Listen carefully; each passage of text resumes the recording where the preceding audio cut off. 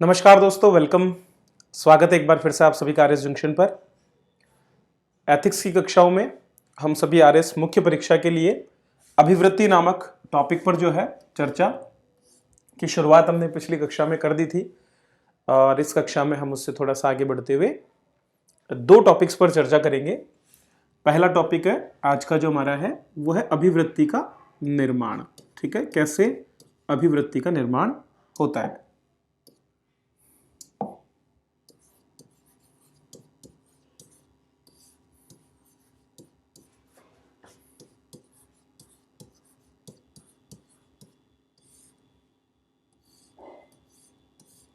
तो आज हम देखेंगे कि अभिवृत्ति जो है उसका निर्माण किस प्रकार से होता है, कैसे किसी भी विषय के प्रति आपके सकारात्मक या फिर नकारात्मक जो व्यवहार है उसका निर्धारण होता है। तो निर्माण के या फिर हम बोल सकते हैं कि विकास, ठीक है, निर्माण अथवा विकास किस प्रकार से होता है इसको आज हम देखेंगे। कौन कौन से ऐसे कारक हैं जिनकी वजह से किसी भी व्यक्ति की किसी भी विषय के प्रति अभिवृत्ति का निर्माण होता है, एटीट्यूड का निर्माण होता है। तो हमने देखा था कि पिछली कक्षा में तीन घटक हमने पढ़े थे अभिवृत्ति के। पहला घटक जो मैंने आपको बताया था वो था संज्ञानात्मक घटक।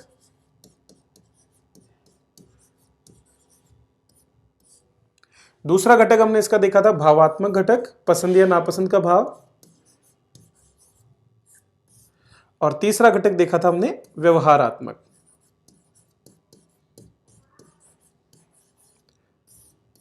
तो सिंपल सी परिभाषा हमने इसकी पढ़ी थी कि किसी भी व्यक्ति का जो है किसी भी विषय के प्रति, विषय कुछ भी हो सकता है, उस विषय के प्रति उसका जो भी संज्ञानात्मक स्थिति होती है, जो भी उसका विचार होता है, जो भी उसका विश्वास होता है, उसके बारे में जो उसकी समझ होती है या जो भी धारणा उसने बना रखी है वो।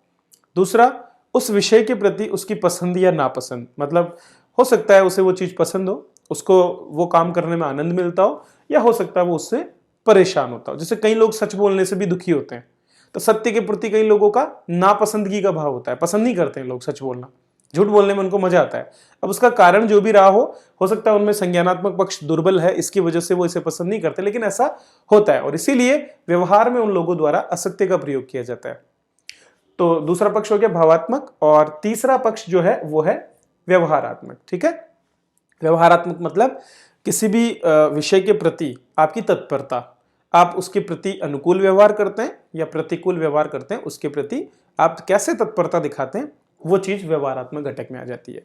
अब अगर हम बात करें कि इन तीनों घटकों में से कौन सा ऐसा घटक है जो आपकी परमानेंट एटीट्यूड को बनाने की जो है निर्धारण करता है कि आपका परमानेंट एटीट्यूड इनमें से सबसे ज्यादा किस घटक की वजह से होता है, तो आप देख सकते हैं कि जो संज्ञानात्मक घटक है उसका सबसे बड़ा रोल होता है आपकी एटीट्यूड को एक स्टेबिलिटी देने में, कि स्थायित्व अगर प्रदान करना है तो स्थायित्व प्रदान करने में संज्ञानात्मक घटक का सबसे बड़ा योगदान होगा। क्योंकि बचपन से हम किसी चीज के बारे में जितनी ज्यादा जानकारी ग्रहण करते हैं वो जानकारी ही हमारी पसंद या नापसंद को निर्धारित करती है और फिर उसके बाद परिस्थिति अनुसार हम व्यवहार भी करते हैं। सामान्य स्थिति में हम अपना जो भाव होता है जानकारी मिलने के बाद, मान लीजिए किसी चीज पर आपको जानकारी मिली और उसके प्रति आपका जो भाव है उसी के अनुकूल व्यवहार करते हैं। लेकिन कुछ विशेष परिस्थितियां ऐसी भी आती हैं जहां पर हम इन दो को तो वैसा का वैसा बनाए रखते हैं, लेकिन उसके बावजूद हमारा व्यवहारात्मक घटक जो है वो बदल जाता है। तो हमारे सिलेबस में जो बिहेवियर नाम से टॉपिक है कि बिहेवियर एटीट्यूड में, तो वो बिहेवियर को हम देखेंगे कि किस प्रकार से व्यक्ति कई बार विपरीत आचरण भी करता है। अभी हम ये देखेंगे कि हमारी अभिवृत्ति के निर्माण में या इसके विकास में कौन कौन से ऐसे तत्व हैं जो काफी सहायता करते हैं या फिर हम कह सकते हैं सहायक होते हैं। इसके नोट्स के लिए मैंने आपको बता दिया है कि इसके नोट्स आप सभी को आरएस जंक्शन एप्लीकेशन पर जो हमारा कोर्स है वहां मिल जाएंगे।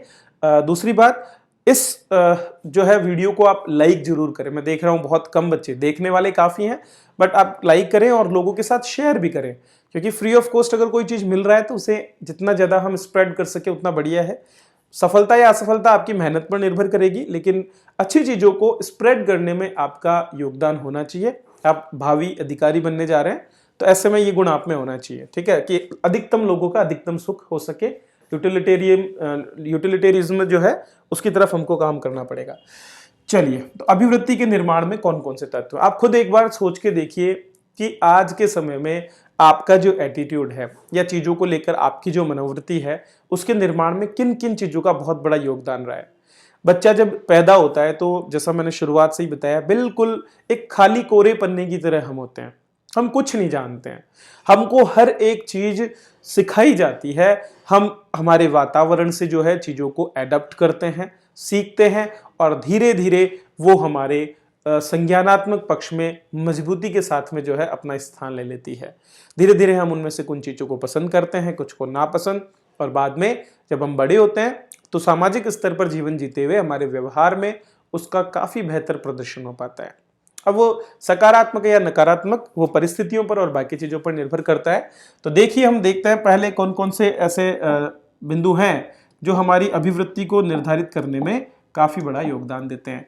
तो सबसे पहली चीज जो है वो है समाज, परिवार और विद्यालय के साथ में। तो हमने पढ़ा था शुरुआत में, मैंने आपको बताया भी था कि मूल्यों के विकास में 3 अलग अलग घटकों की बहुत बड़ी भूमिका होती है और यही तीनों घटक जो है आपकी अभिवृत्ति का भी निर्माण करते हैं, क्योंकि अल्टीमेटली आपको ज्ञान की प्राप्ति इन्हीं से होती है। आपको सबसे पहला जो प्रारंभिक ज्ञान मिलता है, क्योंकि संज्ञानात्मक पक्ष सबसे पहला है अभिवृत्ति में, तो जहां से संज्ञानात्मक पक्ष की पूर्ति होगी, रटना कुछ भी नहीं है। इसीलिए मैं कोशिश कर रहा हूं समझाने पर, जैसे मैंने समझ लिया वैसे आप भी समझ जाएंगे, कोई बड़ी बात नहीं है। तो संज्ञानात्मक पक्ष की पूर्ति जिस स्तर से होगी वहीं से तो आपकी अभिवृत्ति का निर्माण या विकास होगा। तो पहली चीज जो है अभिवृत्ति के निर्माण में काम आती है साहचर्य। इस शब्द को लेकर के बहुत ज्यादा टेंशन में नहीं आना है कि साहचर्य का मतलब क्या होता है, कैसे ये साहचर्य काम करता है। तो इसका अर्थ देखेंगे तो हम ये जिस शब्द से बना है वो है सहचर, ठीक है। और सहचर, सहचर का विपरीत लिंग क्या होता है? सहचरी, सखी। सहचर मतलब सखा, दोस्त। हिंदी भाषा में चर का मतलब होता है चलना, स्थिर नहीं हो, जो गतिमान हो उसको बोलते हैं चर।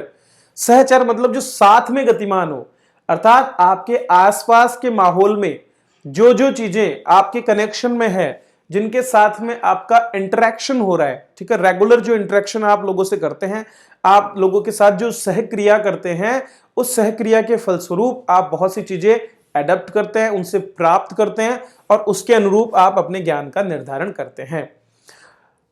जैसे कि धर्म के बारे में अगर हम बात करें तो बचपन से जो छोटे छोटे बच्चे होते हैं उनको उनके माता पिता के द्वारा मंदिर या मस्जिद, जहां भी वो जिस धर्म को वो पालन करते हैं, वहां पर ले जाया जाता है। वहां पर जाने के बाद हम अपने जो भी एल्डर्स होते हैं उनके साथ में रहते हुए उनकी चीजों को देखते हैं, उनके दिए हुए ज्ञान को प्राप्त करते हैं और फिर उससे हमारी पसंद या नापसंद जो है वो डेवलप होती है। क्लियर है? तो साहचर्य सबसे पहला बिंदु है जिसके माध्यम से अभिवृत्ति का निर्माण होता है। साहचर्य का मतलब है व्यक्ति जब अपने परिवेश में, जिसमें उसका परिवार आ जाता है, उसके भाई बहन हो गए, मित्रजन हो गए, ठीक है, उसके शिक्षक हो गए, ये समाज के अन्य लोग, इन सभी लोगों के साथ में इंटरेक्शन करता है, उसकी अंतःक्रिया होती है और इसके बाद जो है उसका संज्ञानात्मक पक्ष धीरे धीरे प्रबल होता जाता है। और जब उसका संज्ञानात्मक मतलब ज्ञान वाला पक्ष जब प्रबल होता है तो धीरे धीरे उसकी मनोवृत्ति का भी विकास होता है। अलग अलग जो विषय हैं उनके प्रति अलग अलग मनोवृत्ति उसकी विकसित होती है, क्योंकि उसको अलग अलग प्रकार की जानकारी अलग अलग स्तर पे दी जाती है। उदाहरण के लिए मान लीजिए कि आपको बहुत सी जो वैल्यूज है जो वो जब सिखाई जाती है तो वो भी एक तरह से आपकी अभिवृत्ति के विकास का ही एक क्रम होता है। अगर आपको सत्य बोलना घर में सिखाया जा रहा है, जैसे कि आपने मान लीजिए कोई आपसे कोई गलती हो गई और आपने झूठ बोला, अब घर वालों को जब पता चलता है तो वो प्रेम पूर्वक आपको समझाते हैं कि देखो बेटा ये झूठ बोलना सही नहीं है, मतलब हमें सच बोलना चाहिए। वहां से आपको ज्ञान की प्राप्ति हुई। पहले आप नहीं जानते थे, आपने गलती की, लेकिन उसके बाद आपको ज्ञान की प्राप्ति हुई। ये हो सकता है छोटे छोटे बच्चे जब मान लीजिए कुछ नीचे खेल रहे होते हैं और उनको कुछ भी चीज मिलती है, उनकी क्या आदत होती है? सीधा मुंह में रखना। तो वो क्या करेंगे? जो भी चीज मिलेगी उसको उठाएंगे और खाने की कोशिश करेंगे, लेकिन फिर उसके बाद बड़े समझाते हैं कि नहीं, ये चीज खाने योग्य है और ये चीज खाने योग्य नहीं है। रेगुलरली जब वो उसके अभ्यास में रहता है तो धीरे धीरे उसको ये चीज समझ में आ जाती है, उसका संज्ञानात्मक पक्ष प्रबल हो जाता है कि उसे इन चीजों को खाना है और इन चीजों को नहीं खाना है। इस तरह से उसके एटीट्यूड को बदला जाता है। उसका संज्ञानात्मक पक्ष जैसे जैसे प्रबल होता है उसी के साथ उसकी साहचर्य जो उसका जो भावात्मक पक्ष है, ठीक है, पसंद नापसंद, वो प्रबल होता है। इसका बहुत अच्छा उदाहरण है शाकाहार और मांसाहार के प्रति लोगों का एटीट्यूड। अब आप देखिए कि उत्तर भारत में आप देखेंगे कि अगर आप कहीं पर जाकर के, खासकर राजस्थान में पूछें एक समूह से कि आप में से कितने लोगों को जो है ना मांस भक्षण करना या अंडे खाना इस तरह की चीजें पसंद है, तो आप देखेंगे बहुत ही कम लोग होंगे जो है इस तरह का भोजन करते हैं, क्योंकि हमारे यहाँ पर अधिकतर शाकाहार का प्रचलन ज्यादा है। गुजरात की तरफ जाएंगे तो और ज्यादा आपको शाकाहार का जो है पद्धति दिखेगी। हालांकि समाज में धीरे धीरे बदलाव हुआ है और वर्तमान समय में मांसाहार करने वाले लोगों की संख्या भी बढ़ी है, ठीक है। तो धीरे धीरे जैसे जैसे हम पाश्चात्य संस्कृति के प्रभाव में आ रहे हैं तो उसका फर्क पड़ना, ये एक परिवर्तन की प्रक्रिया है, विकास क्रम में ये सब होना निश्चित है। लेकिन वहीं पर अगर आप दक्षिण भारत में केरल में कहीं पर जाएंगे तो आप देखेंगे कि वहां के विशुद्ध जो ब्राह्मण्स हैं उनके द्वारा भी जो है मांसाहार किया जाता है। तो धर्म भले ही एक तरफ हो, लेकिन जो शाकाहार की जो भोजन की पद्धति है वो दोनों जगह अलग अलग है और वहां पर ज्यादातर लोगों द्वारा मांस का भक्षण किया जाता है। तो ऐसे में अब अगर आप किसी शाकाहारी से जाके पूछोगे तो उसके लिए वो एक नकारात्मक चीज हो गई, लेकिन अगर वही चीज आप एक मांसाहारी की दृष्टि से देखोगे तो वो सकारात्मक हो गई। तो माहौल जो है, जिस साहचर्य में हम रहते हैं, वहां से हमारा एटीट्यूड विकसित होता है। तो मांस भक्षण या फिर शाक भक्षण या शाकाहार के प्रति जो हमारा एटीट्यूड है वो कैसे विकसित हुआ? हमारे घर से। जैसा भोजन हमारे घर में हमको मिलता है वैसा हम कर रहे होते हैं। अब फिर क्या होता है, जैसे बच्चे मान लीजिए कहीं आजकल हॉस्टल्स में निकल जाते हैं, ठीक है। अब जैसे मैं आर्मी में था, हालांकि मैं खुद शाकाहारी हूं, पर आर्मी में अपने 3 या 4 साल का जब मैंने वहां करियर अपना लिया तो मैंने देखा कि वहां पर कई जो शाकाहारी जो जयपुर से या फिर राजस्थान क्षेत्र से भी गए हुए थे, धीरे धीरे उन्होंने क्या किया, उन्होंने जो है जैसे अंडे खाना या फिर धीरे धीरे फिर मीट, चिकन और मटन ये सब खाना शुरू कर दिया। तो ये सब क्यों हुआ? क्योंकि जब उन्होंने साहचर्य में लोगों को देखा, वहां पर बड़ी मात्रा में 80% से ज्यादा लोग ऐसे थे जो, क्योंकि आर्मी में दक्षिण भारत से और इनसे काफी आते हैं, खासकर जो अदर स्ट्रीम्स होती है पोस्टल जैसी, इनमें तो वहां पर मांस काफी बच्चे खाते हैं, ठीक है। तो धीरे धीरे क्या, कई तो इसीलिए आते हैं आर्मी में, जाते भी इसलिए कि उनको खाने का बढ़िया मिल जाता है। तो धीरे धीरे उनके मनोवृत्ति जो है उनमें बदलाव आ जाता है। इसी तरह से केरल के मेरे कुछ दोस्त थे जिन्होंने मुझसे प्रेरणा लेकर के और मांसाहार करना छोड़ दिया। दो तीन मेरे दोस्त आज भी हैं जिन्होंने बिल्कुल छोड़ दिया कि नहीं, इसका कोई मतलब नहीं है, बिल्कुल सिंपल भोजन करना चाहिए। तो जब उनको मैंने कुछ फैक्ट्स बताए या फिर कुछ भी जो भी मेरी मान्यता है या जो भी मेरी मनोवृत्ति थी वो मैंने उनको बताई, उन्होंने उसको एक्सेप्ट किया और उन्होंने छोड़ दिया। तो मेरी तो मनोवृत्ति चेंज नहीं हुई, लेकिन कई लोगों की मनोवृत्ति मैंने चेंज होती देखी। तो जब आपका संज्ञानात्मक पक्ष बहुत ज्यादा प्रबल हो तब तो आपकी मनोवृत्ति साहचर्य से चेंज नहीं होगी, क्योंकि शुरुआत से बचपन से जो मुझे सिखाया गया वो मुझ में प्रबल हो चुका। अब उसको बदलने में धीरे धीरे टाइम लगेगा। जैसे कि पितृसत्तात्मक एटीट्यूड, वो हमको कहां से मिलता है? वो हमको परिवार से मिलता है। साहचर्य में जब हम रहते हैं, परिवार के लोगों के साथ रहते हुए हम देखते हैं कि हमारे घरों में अगर पितृसत्तात्मक व्यवस्था है तो आप में से हर कोई अपनी बहन जो है उसको नियंत्रित करने की कोशिश करेगा, उसका वो कहाँ जाएगी, वो कैसे कपड़े पहनेगी, डेफिनेटली ऐसा होता है। इसी तरह से आपकी पत्नी क्या करेगी, कैसे कपड़े पहनेगी, ये हम निर्धारित करते हैं। महिलाओं पर विशेषकर हम इस तरह का जो है एक पितृसत्तात्मक प्रभाव दिखाने की कोशिश करते हैं। उसका विकास भी कहां से होता है? उसका विकास यहीं से होता है। तो पहली जो चीज है वो है साहचर्य। स्कूल्स की बात करें तो स्कूल्स में आपके अध्यापक, ठीक है, आपके शिक्षक, आपका जो पाठ्यक्रम है, जो आपको पढ़ाया जाता है, आप खेलकूद किस तरह के खेल रहे हैं, उन सभी चीजों से भी आपकी मनोवृत्ति का विकास होता है। तो साहचर्य सबसे पहला कारक है जो कि आपकी अभिवृत्ति को विकसित करने में सबसे बड़ा योगदान देता है। सेकंड चीज जो इसमें आती है सेकंड नंबर पे, वो आपकी अभिवृत्ति को पूरी तरह से नहीं बदलती, लेकिन अभिवृत्ति का व्यवहारात्मक पक्ष जो है ना वो बदल जाता है। इसको हम बोलते हैं दंड और पुरस्कार।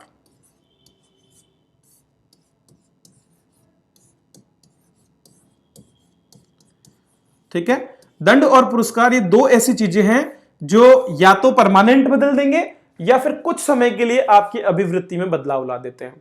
उदाहरण के लिए आप में से अधिकतर लोगों को हेलमेट लगाना पसंद नहीं होगा, ठीक है। आप जानते हैं कि हेलमेट लगाना अनिवार्य है, हमारा संज्ञानात्मक पक्ष प्रबल है, हमको पता है सभी को, क्योंकि जब हमको लाइसेंस दिया जाता है तो हमें इसकी प्रॉपर ट्रेनिंग मिलती है, सब कुछ हमें पता चल जाता है। या फिर हम परिवार में भी हमको घर वाले सब लगातार यही कहते रहते हैं कि आपको हेलमेट लगाना है, लगाना है, लगाना है। लेकिन भावात्मक पक्ष हमारा थोड़ा सा दुर्बल है इसमें कि नहीं, नापसंद है कि कौन लगाएगा, खास करके यंग एज के जो लोग होते हैं उनके लिए तो एक समस्या सा रहता है ये। तो मैं अक्सर देखता हूँ कई बार जब थोड़ा समय मिलता है रिलैक्स होने का तो बाहर निकल के देखते हैं तो जो आजकल की नई पीढ़ी है 18, 19, 20 साल के बच्चे, तो उनका यही रहता है कि हेलमेट नहीं, बाल खराब हो जाएंगे, चश्मा कैसे लगा पाएंगे। तो ये सारा एक एटीट्यूड उनमें देखने को मिलता है, ठीक है। तो नापसंद का भाव उनमें होता है। लेकिन वही बंदा हेलमेट को अपनी बाह पे जरूर टांगे रहता है। क्यों? क्योंकि जब उसको आगे चौराहे पर जाना होता है, ठीक है, ट्रैफिक लाइट पर जाना होता है, तो वहां पर पुलिस वाला खड़ा है जिसका भय या दंड का जो भय है कि 2000 रुपए का फाइन कटेगा, उस फाइन की वजह से वो क्या करेगा, वहां जाते ही तुरंत हेलमेट को लगा लेगा, ठीक है। तो इस तरह से दंड जैसी चीजों की वजह से क्या होता है, कई बार व्यक्ति जो है उसकी अभिवृत्ति में बदलाव आ जाता है।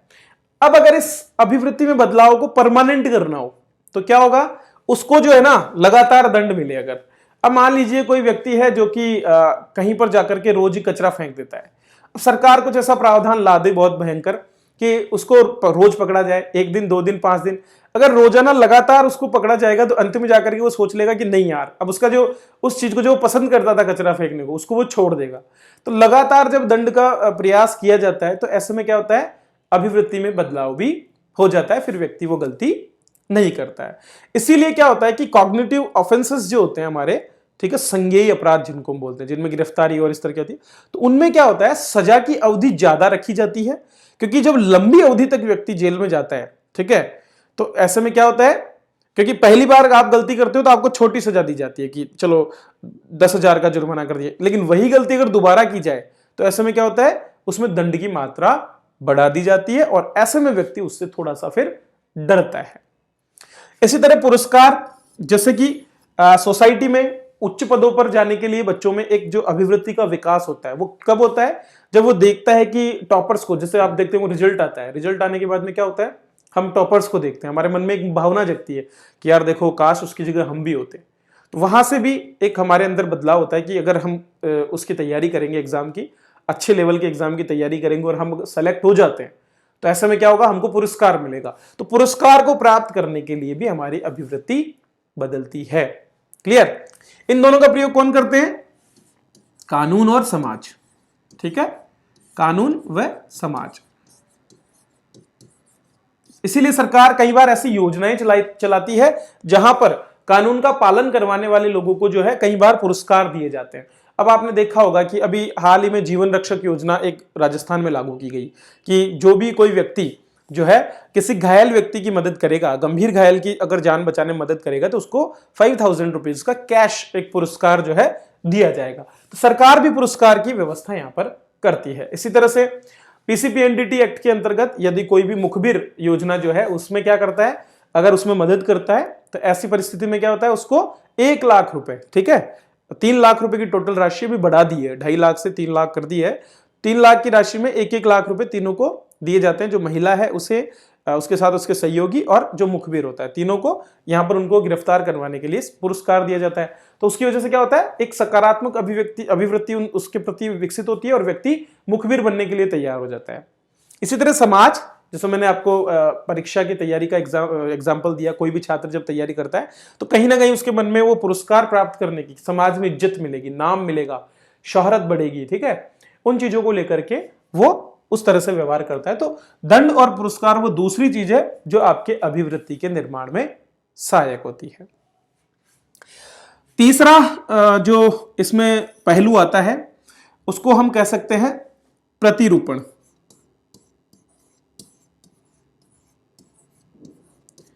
तीसरा पहलू क्या है, प्रतिरूपण के माध्यम से। अब देखो इसको लिखना आपको अपनी लैंग्वेज में है। अगर एक बार आपको चीजें समझ में आ गई, एथिक्स का सबसे बेस्ट पार्ट यही है कि एथिक्स में आपको रटने की कोई आवश्यकता नहीं है, बाकी चीजों में आपको फैक्ट याद करने पड़ेंगे।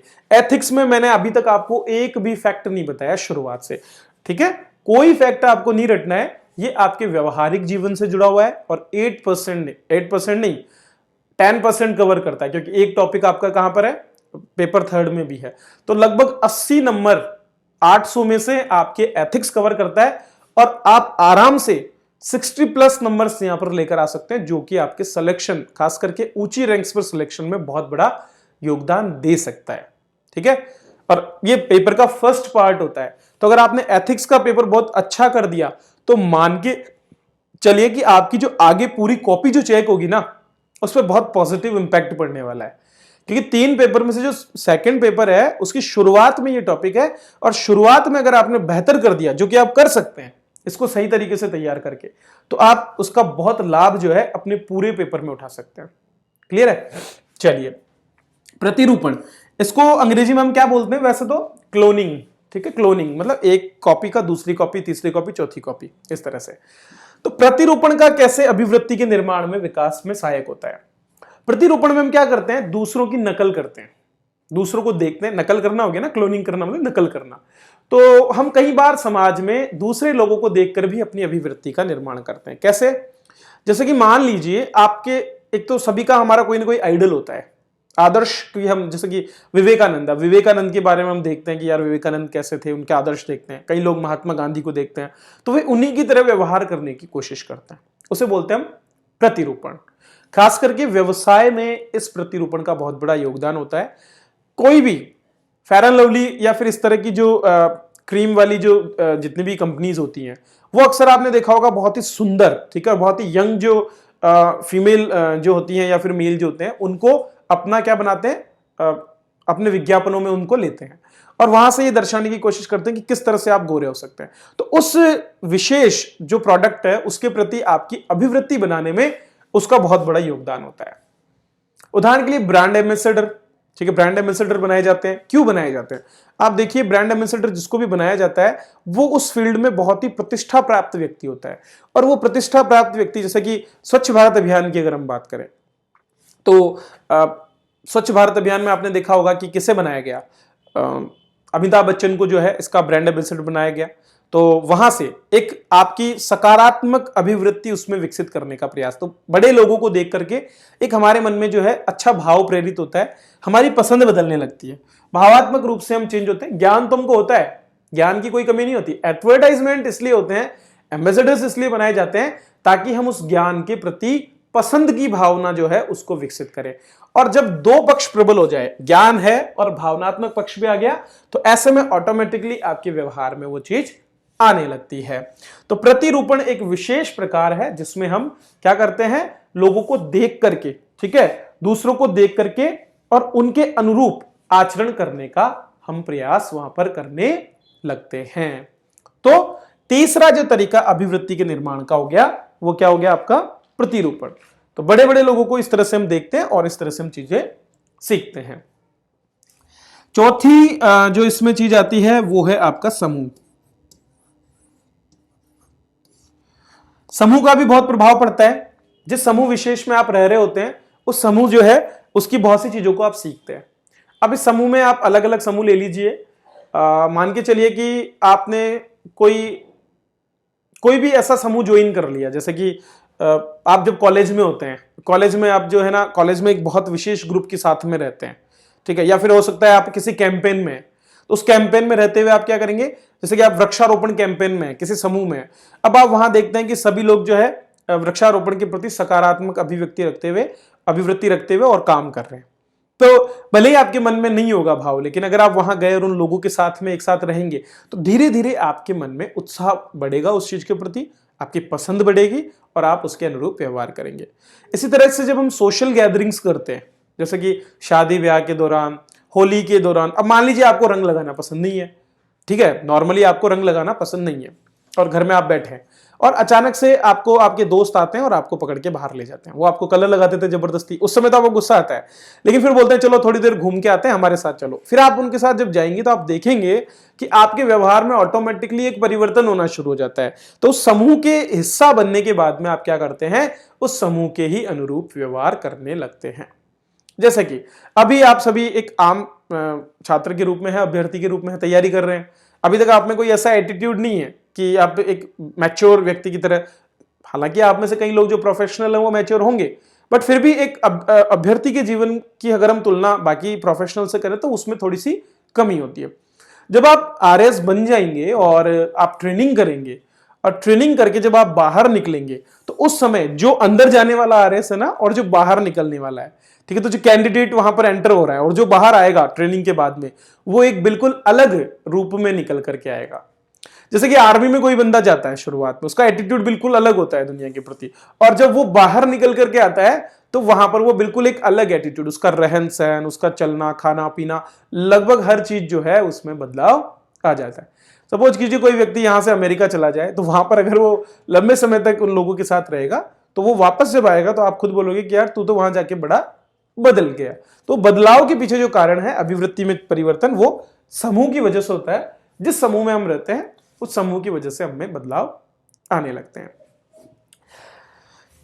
एक और जो इसमें तत्व होता है वो है, आज के समय में बड़ा डोमिनेंट है ये, और आपको ये लिखना भी पड़ेगा, यह है विज्ञान और तकनीकी। ठीक है, विज्ञान और तकनीकी के बढ़ते प्रभाव की वजह से लोगों के एटीट्यूड में बहुत तेजी से परिवर्तन आ रहा है। खास करके सूचनाओं तक हमारी जो पहुंच विकसित हुई है, इसमें आपका सोशल मीडिया आ जाता है पूरा का पूरा। ठीक है, सोशल मीडिया का इसमें काफी बड़ा प्रभाव हमको देखने को मिलता है। तो आजकल हमारी राय का निर्माण जो है ना, क्या हम सोचते हैं, इसका निर्माण आधा तो सोशल मीडिया से हो जाता है।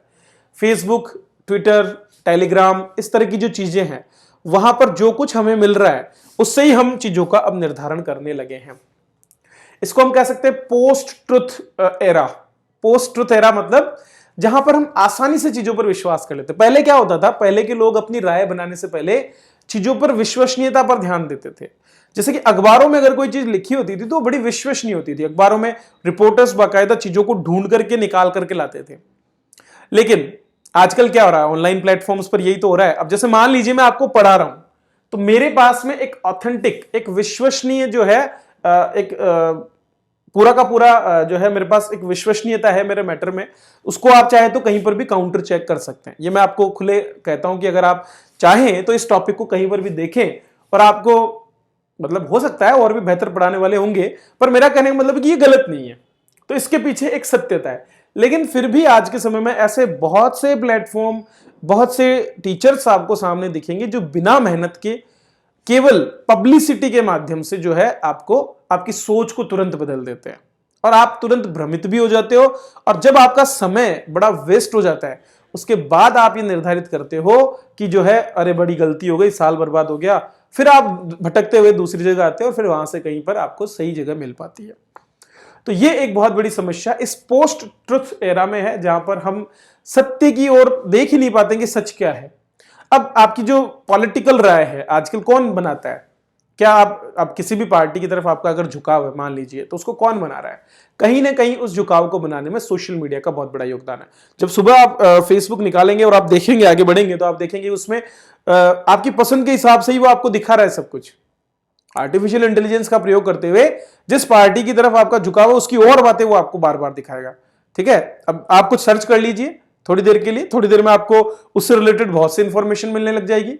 तो ये क्या है? ये सोशल मीडिया का दुष्प्रभाव एक तरह से जो वर्तमान में, बहुत से इसके लाभ भी है लेकिन इसके हानियां बहुत ज्यादा वर्तमान समय में देखने को मिल रही है, क्योंकि ये हमारी सोच को तर्क रहित बना रहा है। ठीक है, विज्ञान वैसे तर्क आधारित होना चाहिए, लेकिन वर्तमान में जो पॉलिटिकल, खास करके सत्ता हथियाने से लेकर के और आपके व्यवहार को प्रभावित करने में इसकी बड़ी भूमिका देखने को मिल रही है।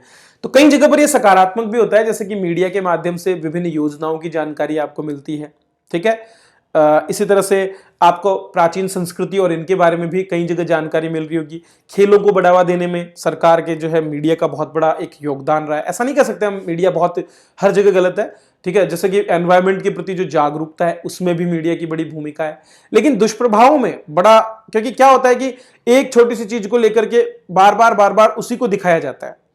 अब जैसे अंधविश्वास, तो आप देखेंगे कि गणेश जी की आंखों से आंसू निकले, या फिर बोलेंगे कि आज सांप ने दूध पिया। इस तरह की खबरें बहुत चलती है क्योंकि इंटरेस्टिंग होती है, तो हम देखते हैं जाकर के। किसी भी चैनल को आप खोल के देख लीजिए, कुछ एक चैनल को छोड़कर बाकी जगह पर यही चल रहा है। या फिर उनकी राय किसी एक पॉलिटिकल पार्टी की तरफ है। अब किसी की इच्छा जो है प्रधानमंत्री को गाली निकालने की हो जाए तो थोड़ी देर एनडीटीवी देख लेगा। ठीक है, और किसी की इच्छा जो है बड़ा देशभक्ति के माहौल में है तो जाकर के जी न्यूज देख लेगा। तो उसका क्या होगा, वो गदगद हो जाएगा कि नहीं आज क्या बात कही है। तो हमारा मूड लगातार चेंज होता रहता है, उसके अनुरूप ही जो है चैनल वाले भी व्यवहार करने लगे हैं। तो यहां पर एक थोड़ा समझने की जरूरत है कि अभिवृत्ति के निर्माण में वो कैसे हमारे सही या गलत योगदान दे रहे। तो अंधविश्वास आपके मन में बनाने में इन्हीं का है। सांप्रदायिकता को बढ़ावा देने में आजकल काफी बड़ा योगदान हो गया। जितना ज्यादा आपको इंफॉर्मेशन मिलती है वो भी गलत इंफॉर्मेशन, वही पोस्ट ट्रुथ वाला मामला आ जाता है सामने। तो इस तरह से ये काफी जगह जो है योगदान करता है विज्ञान और तकनीकी। ठीक है, एक और जो सोर्स हमारी इस अभिव्यक्ति को निर्धारित करने में, जो अभिवृत्ति को निर्धारित करने में काम करता है, वो है पुस्तकें। ठीक है, पुस्तकों का भी बड़ा प्रभाव होता है। दोस्तों, हम जब जीवनी और पुस्तकें पढ़ते हैं तो हमें अतीत के जो महान पुरुष हैं उनके बारे में बड़ी जानकारी मिलती है। अब हो सकता है कोई लोग अश्लील साहित्य भी पढ़ ले, तो अश्लील साहित्य पढ़ेगा तो उसकी मनोवृत्ति वैसी हो जाएगी, और कुछ अच्छी जो है ज्ञानदायिनी जो पुस्तकें पढ़ेगा तो उसमें अच्छे मूल्यों का विकास होगा और उसकी अभिवृत्ति सकारात्मक रूप से आगे बढ़ती है। क्लियर है? तो छठा हो गया आपके पुस्तकें। अंतिम एक और जो सबसे महत्वपूर्ण कारण निकल करके आता है वो है आपका तात्कालिक अनुभव। बोलते हैं ना टर्निंग पॉइंट। टर्निंग पॉइंट भी कई बार आ जाता है, जैसे कि कोरोना ने लोगों को तात्कालिक अनुभव दिया। अभी तक जो लोग अलग अलग तरह की विचारधारा बनाकर के जीवन को जी रहे थे, कोरोना आने के बाद में जब कोरोना बीमारी से हम ग्रसित हुए तो हमारा एक बिल्कुल मनोवृत्ति में बिल्कुल बदलाव सा हो गया है। ठीक है, जीवन को अब लोग अलग अलग नजरिए से देखने लगे हैं। जस्ट 2019 से पहले जो हमारी मनोवृत्ति थी डेफिनेटली वो अब चेंज हो गई है। आइदर वो हमारे अर्थ के प्रति हो, मतलब धन जो है उसके प्रति, परिवार के रिलेशंस सदस्यों के प्रति, ठीक है, समाज के प्रति, हर जगह पर जो है कोरोना की वजह से बदलाव। तो आप रिसेंट से जोड़ करके लिखेंगे तो ज्यादा बेहतर होगा। तो तात्कालिक अनुभव में आप लिख सकते हैं कि कोरोना की वजह से जो है जब अचानक से लोग बीमार पड़े, ठीक है, तो उनकी मनोवृत्ति में बदलाव हुआ। अब लोग सेविंग्स ज्यादा कर रहे हैं, स्वास्थ्य के प्रति ज्यादा जागरूक। पहले हम लेजी हो गए थे, भोजन के प्रति हम बहुत ज्यादा अब चूजन हो गए कि हम चीजों को जो है ना, जैसे कि बाजरे का प्रयोग करना या फिर गिलोय का प्रयोग करना, ये हमारे व्यवहार में, व्यायाम के प्रति जो है हमारा एटीट्यूड थोड़ा बदला है। पहले हम जो है पढ़े रहते थे, लेकिन आजकल लोग काम करने लगे क्योंकि उनको कहीं ना कहीं लगता है दोबारा से इस तरह की बीमारी आई तो फिर क्या करेंगे। तो तात्कालिक अनुभव का भी एक बहुत बड़ा योगदान यहाँ पर होता है।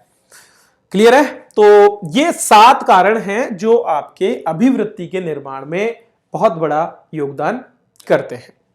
ठीक है, तो ये मैं आपको नोट्स अवेलेबल करवा दूंगा एप्लीकेशन पर। आगे बढ़ते हैं और बात करते हैं अब हम इसके फंक्शंस के बारे में। तो हम बात करेंगे अभिवृत्ति के फंक्शंस।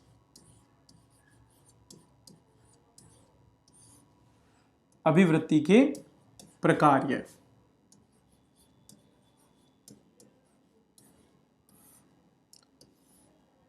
प्रकार मतलब फंक्शंस।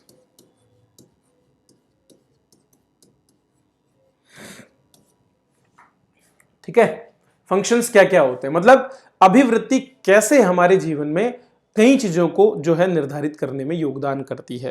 तो अभिवृत्ति बहुत से ऐसे काम करती है जो कई बार हमारे लिए बेनिफिशियल भी होते हैं और कई बार हमारे लिए नुकसानदायक भी होते हैं। अब वो डिपेंड करता है कि हमारी अभिवृत्ति किसी विशेष कार्य के प्रति कैसी है। तो 4 जो है अभिवृत्ति के प्रकारों में हमारे पास बिंदु आते हैं। 4 प्रकार हैं, चारों को मैं आपको एक एक करके समझा देता हूं कि ये कौन से 4 प्रकार हैं।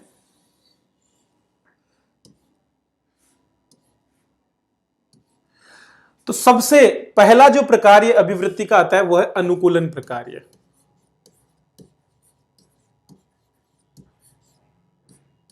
ठीक है, पहला प्रकार क्या है? अनुकूलन प्रकार। ये लाइन हमेशा टेढ़ी खिंचती है मेरी। दूसरा जो है यहां पर वो है ज्ञान प्रकार, नॉलेज।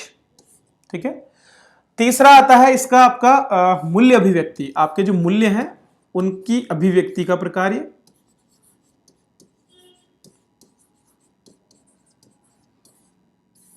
ठीक है, और चौथा आता है आपका अहम रक्षार्थ प्रकार। ये 4 प्रकार हैं जिनको जो है अभिवृत्ति के द्वारा, जिनके जो अभिवृत्ति के फंक्शंस के रूप में माने जा सकते हैं, अर्थात जो अभिवृत्ति करती है। अभिवृत्ति की वजह से जिनमें हमको मदद मिलती है। तो सबसे पहला तो अभिवृत्ति हमको अनुकूलित होने में, अडेप्टेशन करने में, ठीक है, अडेप्टेशन करने में या अनुकूलित होने में बड़ा मदद करती है। अभिवृत्ति आपको किसी चीज को जो है आपकी पसंद की जो चीजें हैं, ठीक है, या जो आपको अच्छी लगती है उनको अपनाने में मदद करती है, क्योंकि आप उसके प्रति अगर सकारात्मक अभिवृत्ति रखते हो तो क्या होता है, आप ऑटोमेटिकली उसको अपनी लाइफ में अपना लेते हो। तो अनुकूलन एक बहुत ही महत्वपूर्ण चीज है, ठीक है। अनुकूलन आपके अभिवृत्ति का एक बहुत बड़ा पक्ष है। कोई भी व्यक्ति किसी कार्य को करना पसंद करता है और फिर उसको अपने जीवन में अपनाता है तो उसके पीछे उसकी अभिवृत्ति का बहुत बड़ा कारण होता है। उसको कोई भी जो ज्ञान मिला है, ठीक है, उस ज्ञान पर आधारित होकर के वो अपनी पसंद का निर्माण करता है और फिर वो उसके हिसाब से व्यवहार भी करता है, ठीक है। तो अभिवृत्तियां हमको क्या करती है, जिन चीजों को हम पसंद करते हैं उनको अडॉप्ट करने में और जिनको पसंद नहीं करते हैं उनसे दूर रहने में जो है हमको क्या करती है, मदद करती है। तो अनुकूलन करना या किसी विशेष विषय के प्रति नकारात्मक या सकारात्मक जो है पसंद का निर्माण करना, ठीक है, उसमें अभिवृत्ति का बहुत बड़ा योगदान है। तो अभिवृत्ति क्या करती है, जैसे मान लीजिए आपने पढ़ाई के प्रति पॉजिटिव एटीट्यूड बना लिया, ठीक है, तो आपको पढ़ाई अभिवृत्ति ने एक तरह से मदद की उस पढ़ाई को आगे बढ़ाने में। एक बार आपका एटीट्यूड बन जाता है तो फिर आप उस चीज के हिसाब से काम करते हो, मतलब आप उसके लिए अनुकूलित हो जाते हो। और जब आपका अनुकूलन उसमें हो जाता है तो फिर वो एक स्थायी रूप से आपके व्यवहार में प्रकट होने लगता है। जैसे मान लीजिए कोई बच्चा है और उसको खेलना पसंद है, ठीक है, तो अगर उसकी एक पॉजिटिव एटीट्यूड उसका स्पोर्ट्स के प्रति बन जाए तो ऐसे में क्या होगा, वो उसके व्यवहार में आ जाएगा और ये अभिवृत्ति जो है यही उसकी मदद करती है। तो जैसे ही ज्ञान की प्राप्ति होती है, हमारी पसंद नापसंद, हमारे पास ऑप्शंस होते हैं। अगर हम अपना पॉजिटिव एटीट्यूड बना लें तो हम उसको पसंद करते हुए व्यवहार करेंगे, अगर हमारा नेगेटिव एटीट्यूड बन जाएगा तो फिर हम उस चीज से दूर रहेंगे, ठीक है।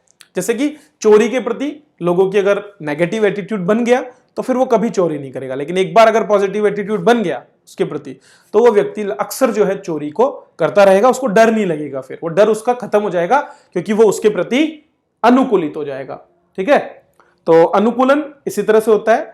इसी तरह से मान लीजिए वही पुरस्कार और दंड वाली बात, अगर आपको पुरस्कार की उम्मीद है तो आप क्या करेंगे, पॉजिटिव एटीट्यूड विकसित कर लेंगे, तो आप अनुकूलित हो जाएंगे उस चीज के प्रति।